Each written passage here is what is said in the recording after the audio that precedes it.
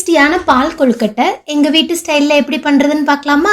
ஒரு பவுல்ல 2 கப் அரிசி மாவு சேர்த்திருக்கேன். இது கூட 1 டீஸ்பூன் உப்பு சேர்த்து நல்லா கலந்து விட்டுக்கலாம். கொஞ்சம் கொஞ்சமா சுடுதண்ணி சேர்த்து நல்லா கலந்துட்டு கை பொறுக்கிற சூடு வந்ததும் நல்லா கலந்து விட்டு இடியாப்ப மாவு பதத்துக்கு பிசைஞ்சு எடுத்துக்கலாம். கையில கொஞ்சமா எண்ணெய் தடவிட்டு உங்களுக்கு பிடிச்ச ஷேப்ல உருட்டி எடுத்துக்கலாம்.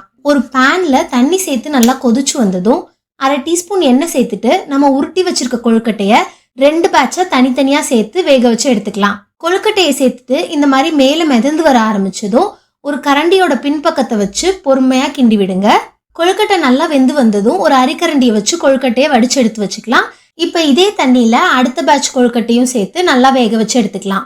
2வது பேட்ச் கொழுக்கட்டை நல்லா வெந்து வந்ததும் இதுல வெல்லம் சேர்த்துக்கலாம்.